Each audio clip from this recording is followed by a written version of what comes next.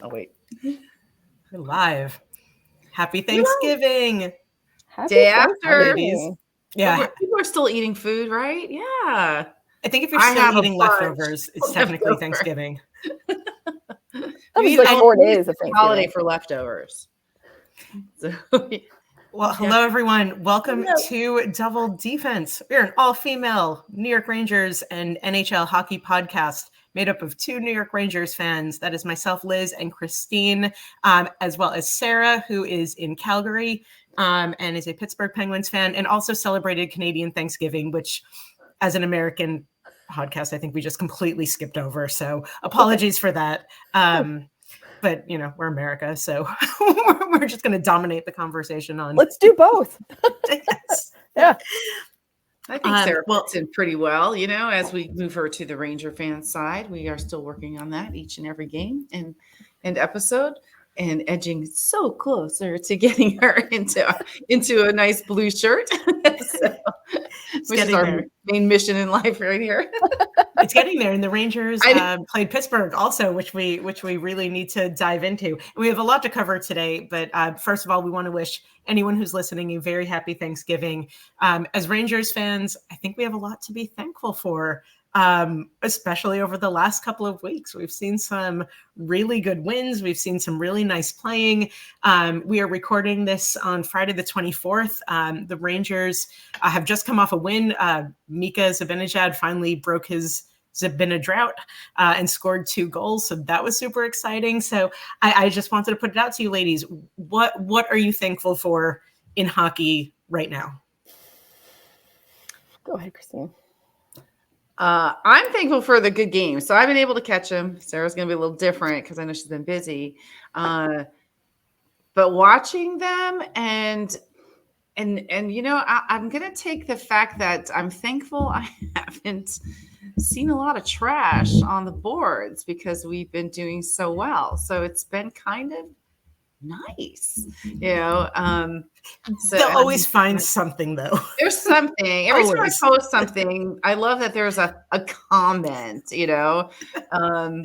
And I think I literally just posted something today during the game. I'm like, we're playing so well. Like, I love our team energy. And then I had to write no comments necessary. I don't need to see your comments. I'm like, I'm just making my own, which is pretty fun. But I'm enjoying that because the energy is kind of spreading to everybody, and we are kind of seeing it. So I'm going to be thankful for that because it's going to change. I want to say I'm thankful for whatever system our new coach, Peter Laviolette, has brought on to this team, because whatever he is doing is working so well. One of the things I've really liked seeing, so the Rangers have played some really good hockey over the last couple of days and weeks. They beat the Devils 5-3. They then lost to the Stars 6-3. And that was not a great game for a lot of reasons. It was a frustrating game for a lot of reasons. But they have the mentality that they can lose a game and bounce right back. It doesn't linger. It doesn't create like a losing streak. At least they've shown up until now that they can bounce back really well. And they did bounce back right after that by beating the Penguins. Sorry, Sarah. 1-0. And then beat the Flyers today in a fairly straightforward. I don't think there was any point in watching this Rangers-Flyers game today where I was like concerned that they were going to throw it all away. I thought everyone looked really good. Mika scored twice. Shesterkin was looking good. Did you see him go after the players? I was like, punks. They're punks, and they deserve to lose. So that made it a good game. You know, Shesty got in there and kind of dealt a few blows right in front of the ref too. I mean, I was like, yeah, that was good. Yeah, he is taking no shit these days. And Sarah, I know you've been busy. I know schedules have been crazy, but I know you're still following a lot of, you know, what the Penguins are doing and what's happening around the league. So what are you thankful for? NHL version. I think I'm going to go broader and just thank the league for, reversing that Pride tape decision. It's not where we were about a year ago, but I also think it's like a step forward in inclusion, which I think needs to be celebrated. So I feel like that was a win and something to be thankful for this season. I'm not going to drill down to my Pittsburgh team specific. I can save that maybe for Christmas. Maybe we'll have a nice Christmas wish. Oh, yes. Oh, we are going to be doing the 12 days of something or other. Stay tuned. Christmas is my favorite time to make New York Rangers song parodies and Christmas lists. So that will be happening. So one of the things that was going around yesterday and the day before was, so if you were to, I don't know, like they did for the Rangers, like if you can invite 2 players to your Thanksgiving dinner, like who would it be? So we can make it a little bit more general. Like if you had, because I was like, why do I have to be limited to 2? You know, I would be like Trocheck and I would make it for everybody. But then you thinking, are they current Rangers? Are they past Rangers? So I kind of had an answer for both. And it is kind of hard to pick when you're limiting it to 2 or even 1, you know. This is not a hard question at all. And I think you know my answer. Yeah, Keandre. No, he's staying home.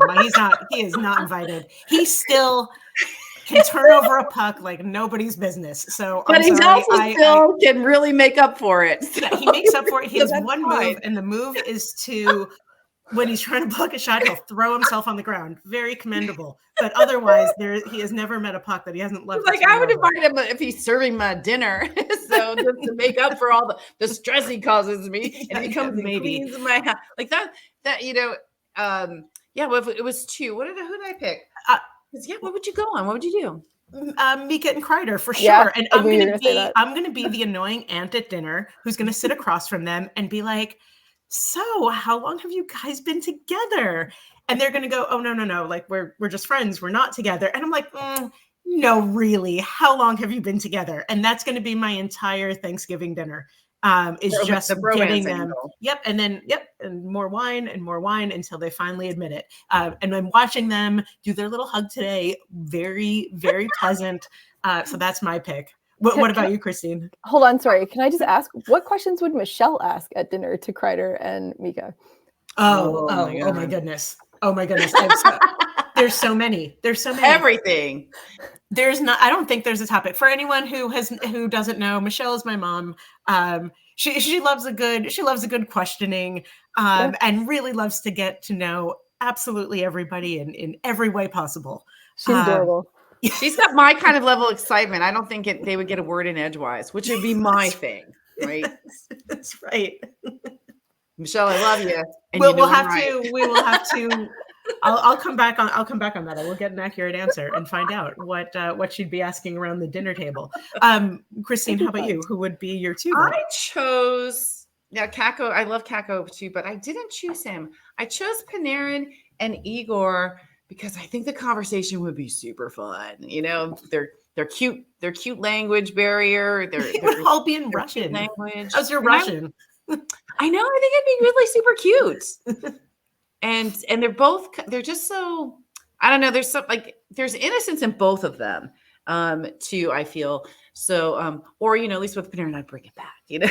So, you know, if you didn't notice today, I don't know when he shaved, but, I took it took me 2 looks and I was like, he looked really babyish, like very young with his clean shaven face now. So I think he kept everything going, a little superstitious probably when he was, had his point streak. And I think when that ended, he shaved it off. So he shaved because his point streak ended. I did not realize that was the reason. Yeah, the superstitions are abound, and you kind of just, you notice them when you notice them. So it makes sense. So we'll see, how things develop. You know, we're in, and you thought it was like no shave Vember or whatever they call it, for the guys. Movember. Never want that for women. But I'm like, and then of course it goes to the end, during playoffs, which I kind of love. It makes them look older. So it's really funny at the end when they do shave, when you kind of like them, and then you're like, oh, babies. So it's like it's a little scary when you're older. So, but that was kind of fun. But that's how I think.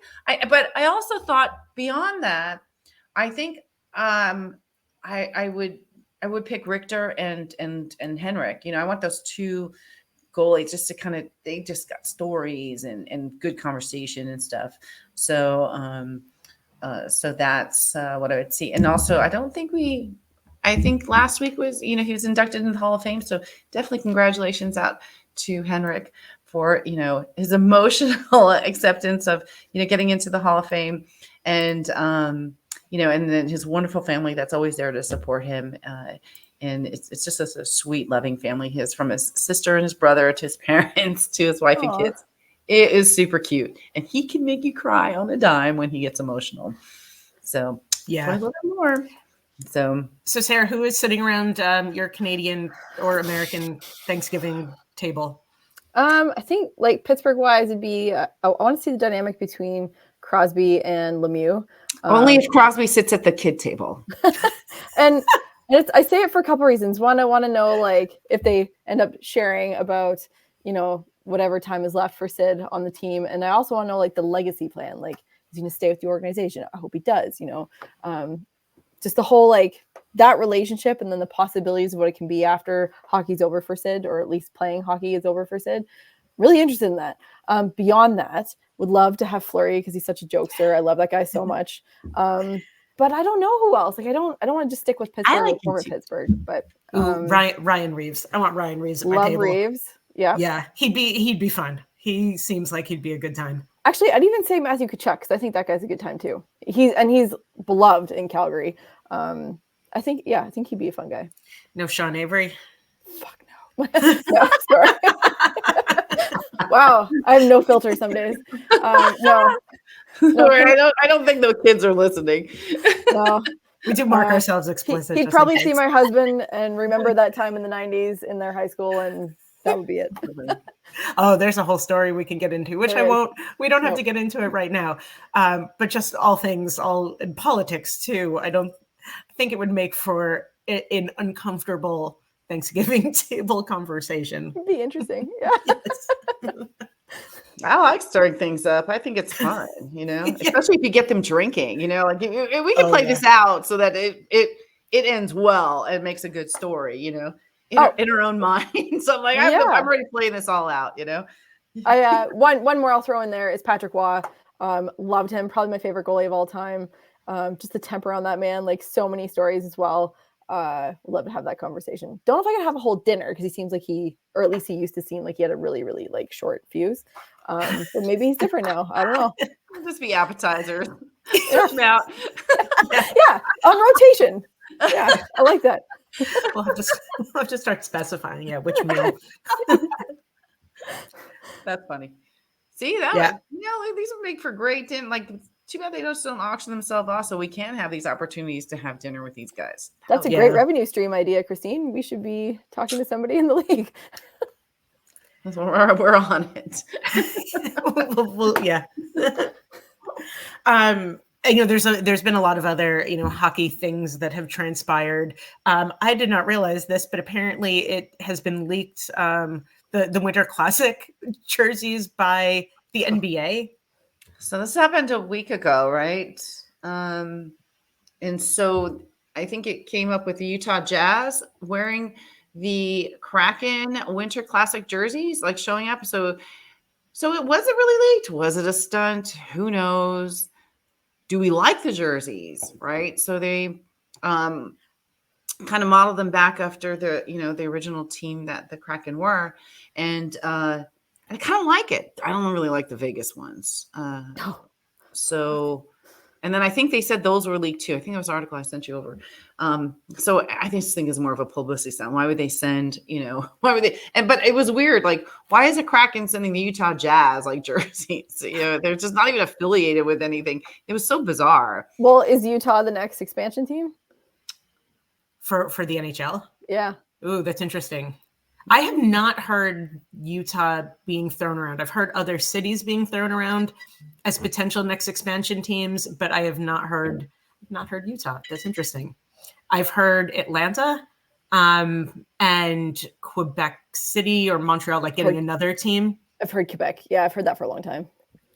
Yeah, they've been playing around with that, but yeah, I don't know what the status is, but that's interesting. I I love a good conspiracy theory, especially when it comes to the NHL. So I feel like this must have been totally planned and plotted. Yeah. And based on also, we haven't, and we kind of touched on this last episode, but based on the way some of these calls are going, especially any of the calls that have to go to the team in Toronto to review a goal. I mean, some of these things that are happening on the ice are bananas, and the calls are bizarre. So I don't know if it's planned, but it's hard to watch sometimes and go, like, this is so utterly predictable that almost every call that goes to Toronto against the Rangers will stay against them or be flipped the other way. We've seen some crazy calls. We had four games in a row. Today was the first day. I think we broke the streak. Although, I mean, people are like, the rest kept try to keep the Flyers in the game, and we prevailed. We did get a goal turned over due to offside. So that's another thing. And I'm kind of spacing the third. That was an interesting goal. Wait, we should talk about that. Was in the last game against. Was that the game against the Penguins? That offside the one where they scored and then it got overturned. Well, there was the one. Yes. With Quick's glove? Yes, with Quick's glove. Yeah. That was very interesting. That was Wednesday.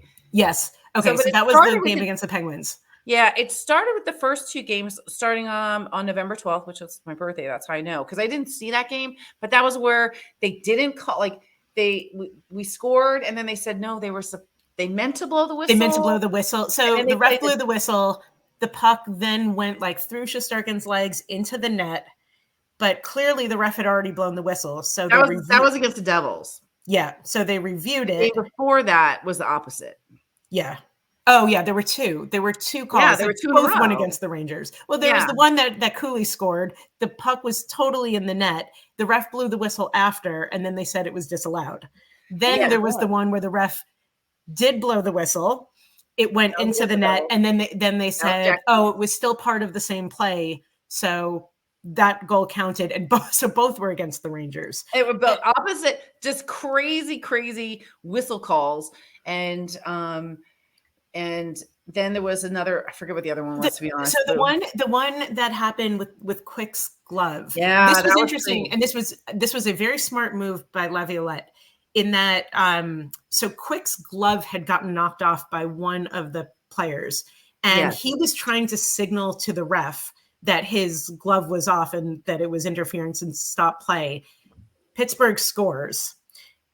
The Rangers decide to challenge it, but they decide to challenge it not for a goalie interference call, which they could have. They decided to challenge it as an offside, and it was offside. So they got the goal disallowed because it actually was an offside play. And the reason I was reading about this, that Laviolette felt that it was much more likely to get the offside call because it is either offside or not, whereas goalie interference is super subjective and it's up to the judgment of the refs. And seeing what the refs have been like over the last couple of weeks, there's no way you could just leave that up to them because of course they would call it So Liz, where was the pad when it got knocked off of Quick's glove? Where did it go? I think it went to the side, it kind of went right in front of the ref. Yes, totally. Just so you know, so it got kind of pulled off or knocked off by a Penguin player. It went, and then they kind of kicked it away from him. Yeah, it was around right in front of him. It was sitting right in front of the ref, and he sees the whole thing. And then they shoot at his glove side, and then he kind of momentarily starts to stop it, and he's like, "Wait a minute, I can't." I think he might have got a piece of it, and then they scored. So. And thankfully he didn't. That would have broken his hand. Yeah, literally would have broken his hand. And they allowed the goal? They allowed the goal. They allowed it, but then it was overturned. But because it was offside, they allowed the goal. They didn't stop it. They have the ability to stop the play. I mean, I feel like that would have been goalie interference, to pull, because it wasn't 100%. That there was a game. I think his Quick second game where he lost his stick and I think they scored. I think they scored on him because he didn't have a stick. That's legit. Because but when this guy came by and it kind of took the glove off and then he kicked it away, he had no. I mean, it's one of those things where you just have to go and look back. I think at the interview, I missed the interview, but I think Quick had come and said he understood why it would have been why the whistle wasn't blown and why the play continued, but still it's crazy. So he doesn't have his equipment on to do his job properly. So I feel like that shouldn't have been allowed. Yes, exactly. Exactly. But the refs, I said, that's our strategy now. Like, why are we not trying to, strip off these goalies and score? Because if the Rangers do it, we'll get a call against us. So, well, it's not just us too. I mean, I was watching a Kings game where, it seems weird. The refs seem to be, I don't know. They're kind of calling, trying to be, I want to say safer and kind of calling the trips and the hooks and stuff. We're seeing more of that. We're seeing a lot more challenges already. I think and which are getting overturned, and we just know what we're watching because we're paying attention to the Rangers. But I am noticing on other games because I am trying to pick up some of the other games and watch it. This happened a week ago with the Kings where they got overturned. Were they playing the Penguins? It was an overtime goal. And my understanding is that they always kind of review the overtime goals. Half people started leaving. They overturned it for offsides, but unfortunately the Kings lost like 10 seconds later by the same guy who did a wraparound and scored. So we are seeing kind of these overturned things. And honestly, when you see so much of these overturned because they're not catching the offsides, that's a problem. I mean, there's so many of them. And if there's so many of them, what are they doing? The real problem is you're not allowed to challenge those calls. They don't get challenged. You can review it. They review the penalties. And then we see things. And then when they go to review, it's subjective in some cases. So we'll have to repost last year. I think it was last year. The Athletic published just this amazing article about it's called "Is the NHL Rigged in Favor of Your Team or Against It? A 32-team investigation." I'll sum up with The article concludes that 31 teams, the refs are against them, and the one team where the refs are for them, Pittsburgh Penguins. Really? I thought you were going to say Toronto. Oh. That's funny. There should be an updated article. I'd love to see it's funny. It's like meant to be a little tongue in cheek, but it's funny. I'd love to see the stats on the ref calls, but I haven't been able to find that. I might have to reach out to that data-driven hockey guy. The NHL is not going to track this stuff because it makes it. Well, no, look, it's not even NHL that tracks half these stats we see. It's some person who appears to not have as much of a life as you think they would because they're quick on things. I mean, the things that go up and the stats that go up by some of these fans is crazy. So that's what I'm looking for. Who's tracking this? Somebody's got this. And speaking of around the league, Christine, I know that you were just in St. Louis. So I'd love to hear a report on what going to a game, going to see the Blues was like. That was fun. I did that last week. It was the Blues against the Tampa Bay Lightning at Enterprise Center. And let me rate this for you. So getting there was really easy. I just Ubered it right up to the front door. So it's, it looks like it's really easy to get to. So rated that really well. It's kind of like here in LA, Honda Center. You can park and just walk across the street. So that was really good.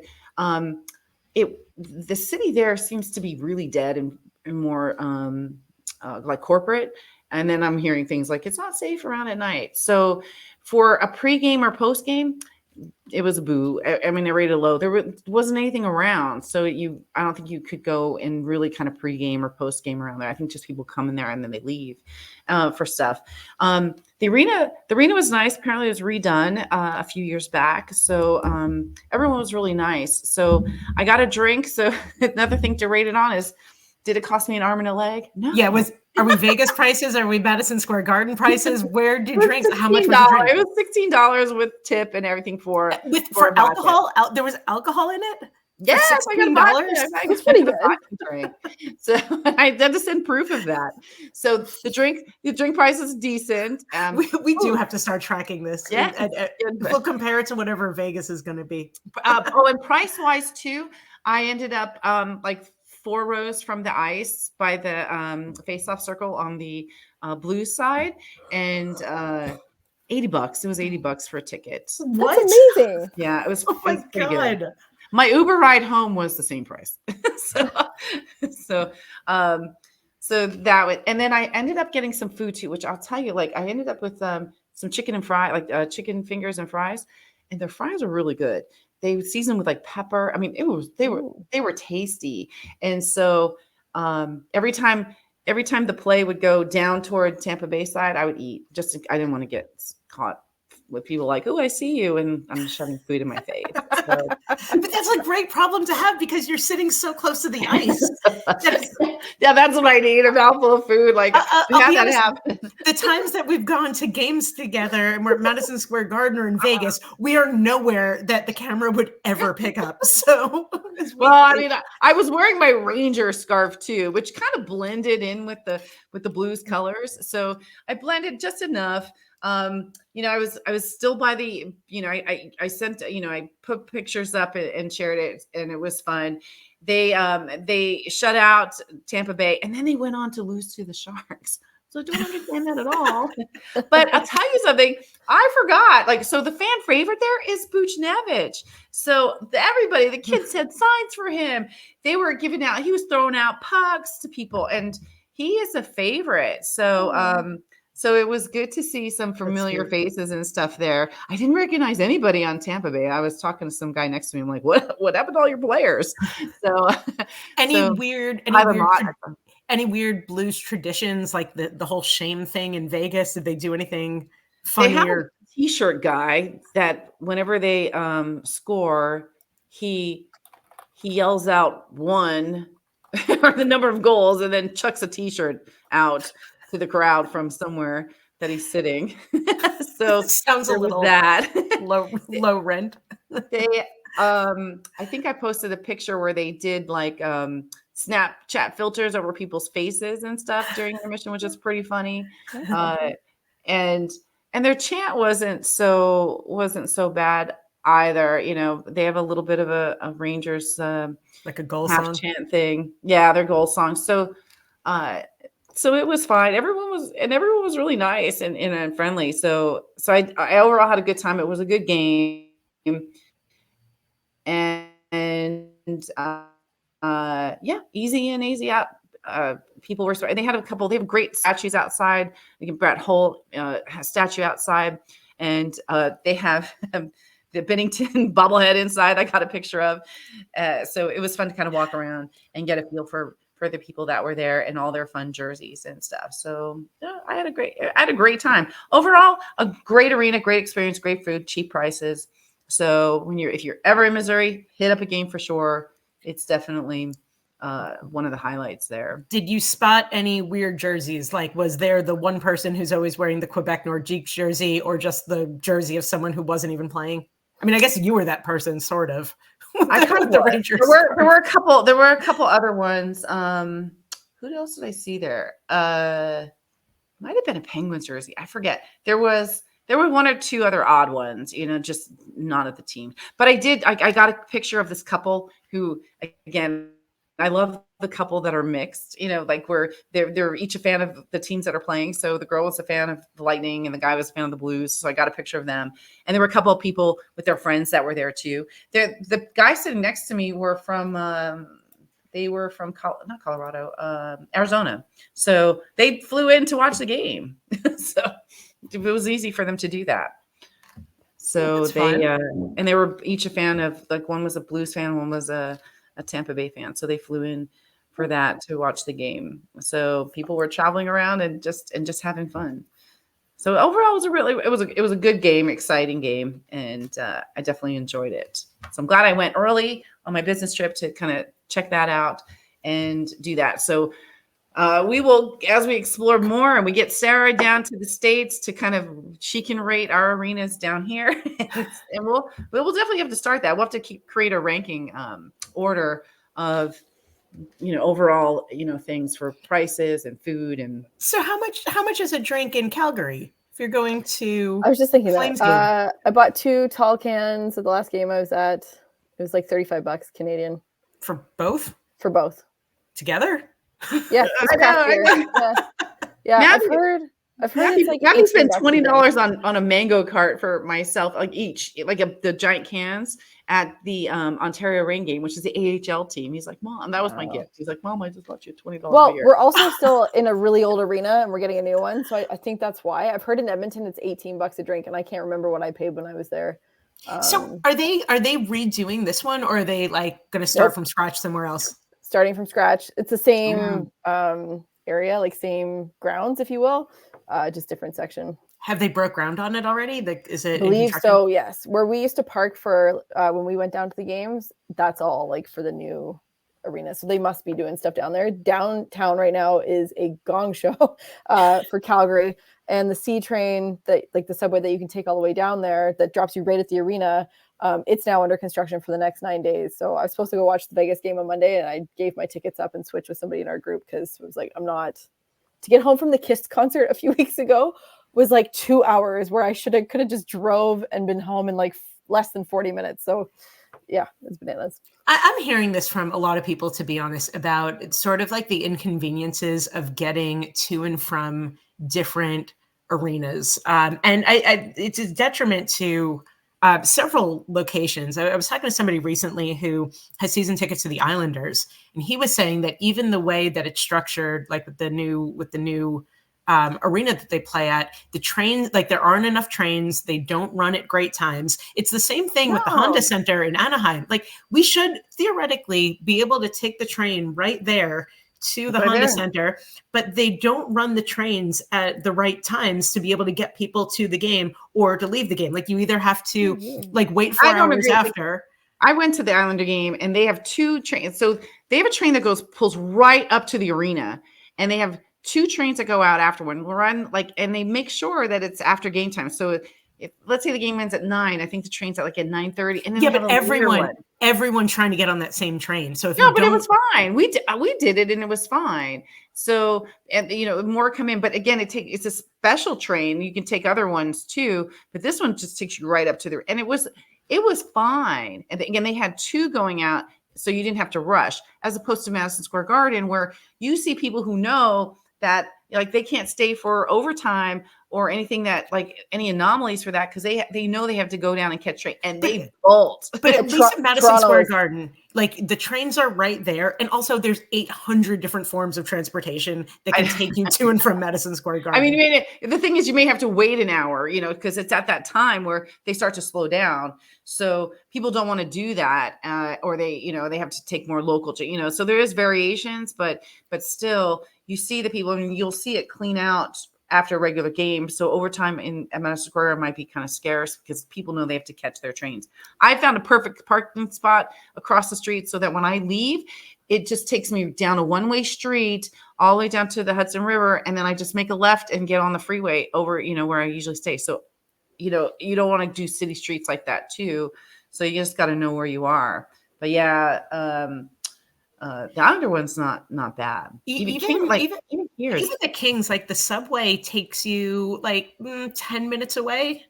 I think like either way, you're either like a 10-minute walk or an 8-minute walk, and it's not crazy, but it's like not necessarily always like the nicest area and the safest area to be walking through. Like, once you get to the stadium, it's totally fine, and like all of LA Live is super cool. But why wouldn't there be a stop right at this? Like, it doesn't make any sense. And don't even get me started on Anaheim, because I will go on all day about that, because we're also Angels fans and have always tried to take the train, but because the Angel Stadium is super close to where the Honda Center is. That's the trains. But they never run the trains at the right time. So you either have to leave in the 7th inning to get the train back to LA, or you have to wait like 4 hours later.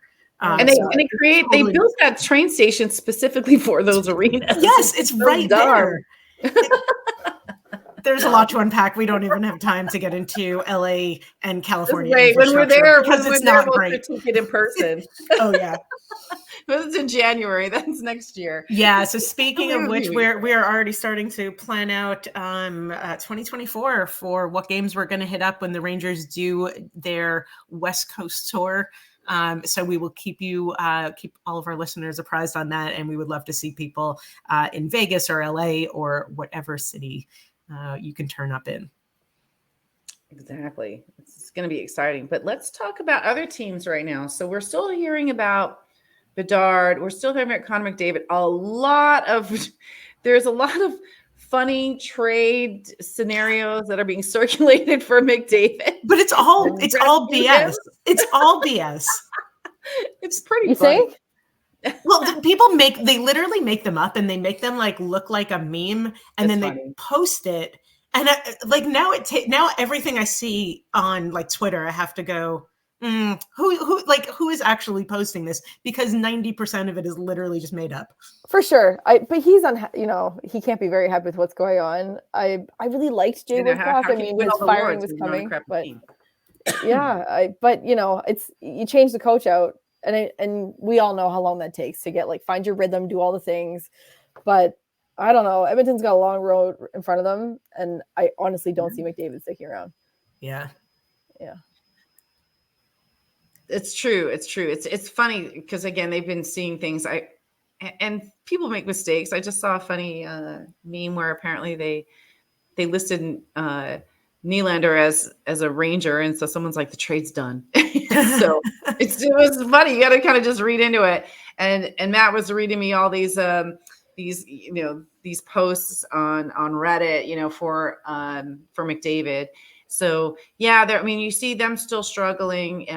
They are in second to last place, and then right ahead of them is Chicago, and I think they're getting hit with some season-ending injuries on some of their players too. So they're not progressing further. And with all the hype and stuff with Connor Bedard, what are we going to be seeing, going into the new year with this team? So you got those guys at the bottom. Everyone's doing well in the middle. And then you have us at the top, which the pressure's mounting. We'll go back onto saying what we've been watching and seeing. And Sarah, I know you haven't been seeing the games, but you would enjoy them. And tomorrow I'm going to have to drink. Tomorrow's going to be, I'm already anxious for tomorrow's game.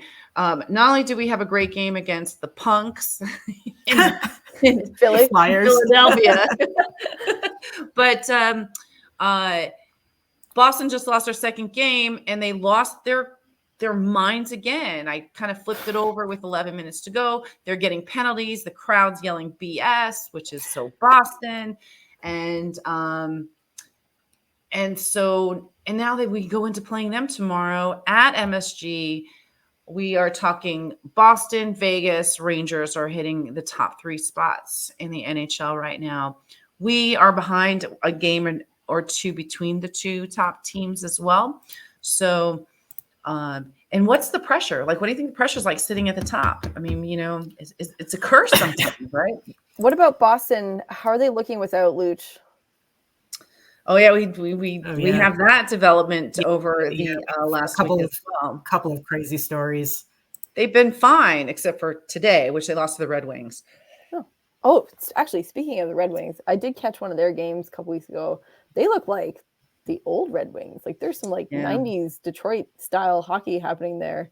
It was nice. I think it was Yzerman. They did an interview with Yzerman during one of the periods, and it's funny how all the kids, the kid broadcasters, look so terrified to talk to him. It was really funny.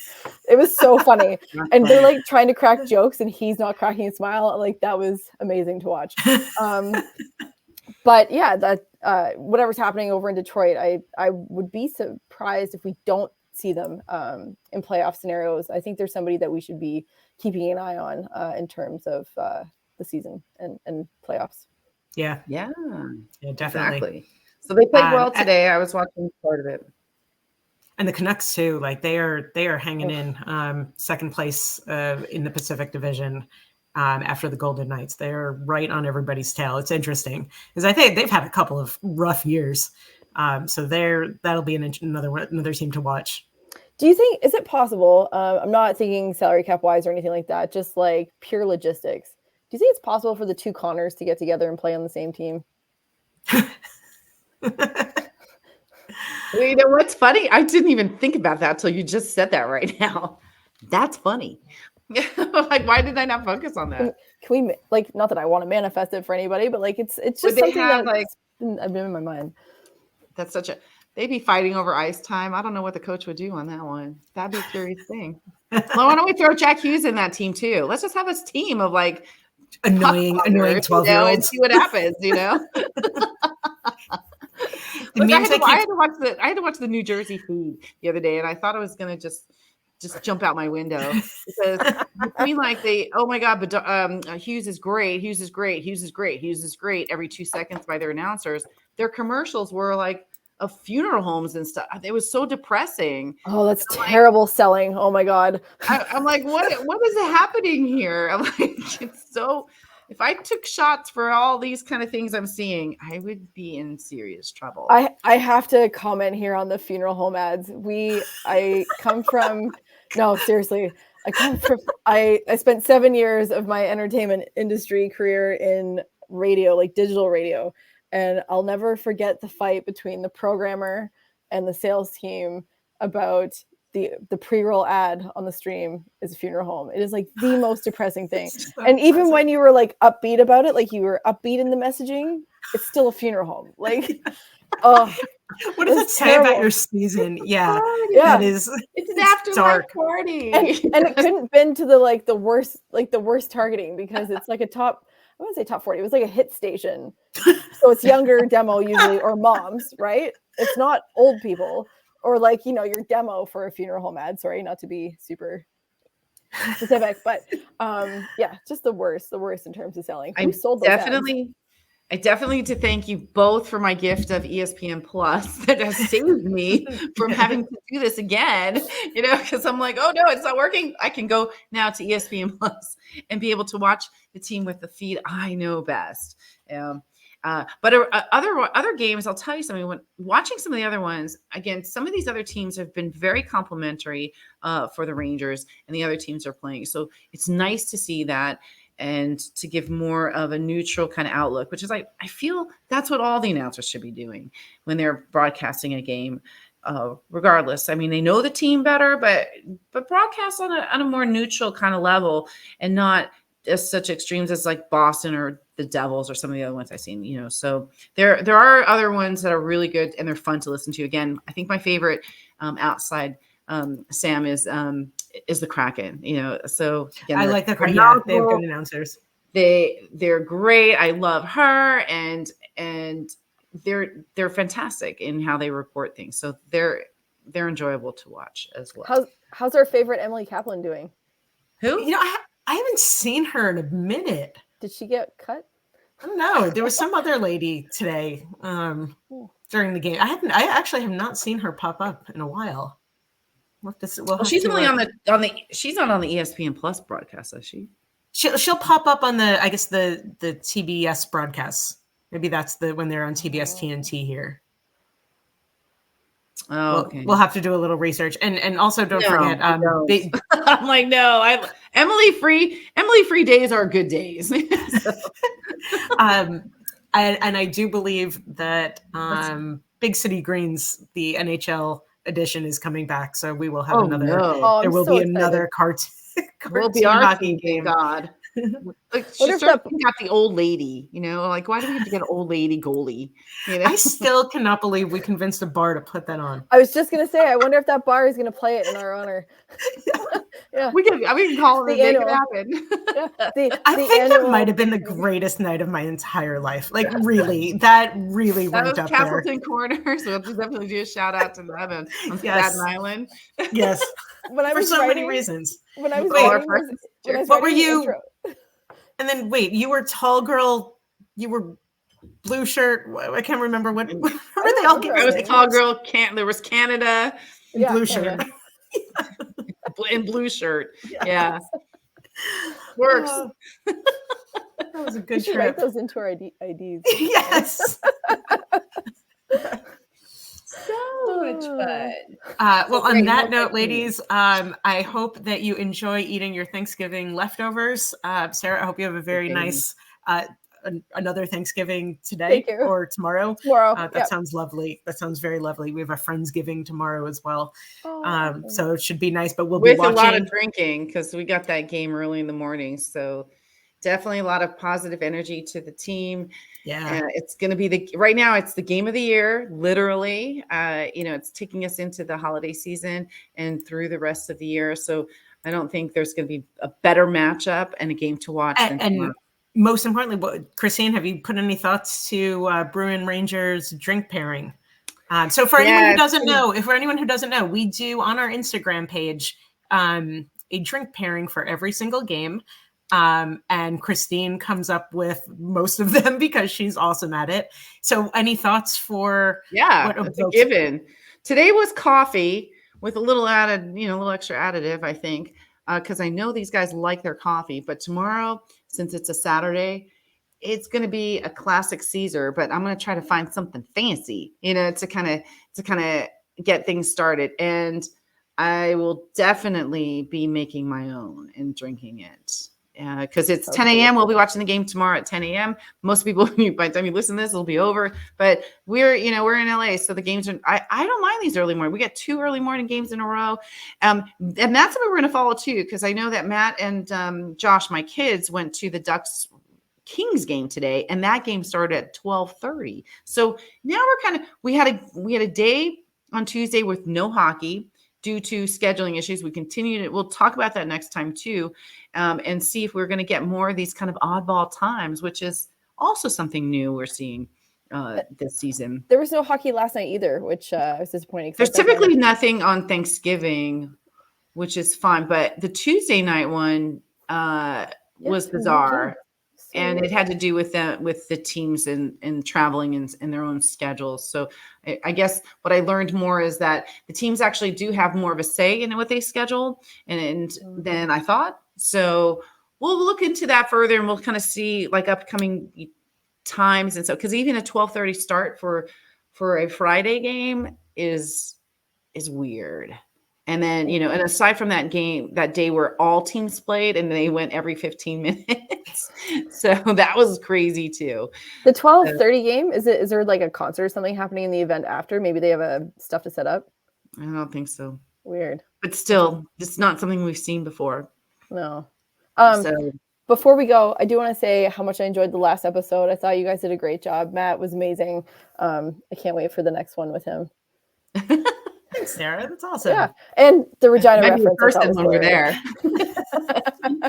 That's my favorite quote of all time. I want to get that on like a banner that I can hang behind me. And I'm working on like a revamped podcast studio area in my house. Oh, nice. So I've been thinking of what can go there, and that quote might be Regina, the city that rhymes with fun. We were talking about that yesterday too. It's classic. Oh my God. It'll be our theme going forward. Well, on that note, ladies, happy Thanksgiving. Happy Thanksgiving to all of our listeners. We look forward to catching up with you again next week. Let's go Rangers. Let's go Rangers. Go Penguins. Bye, everyone. Bye. Bye, guys.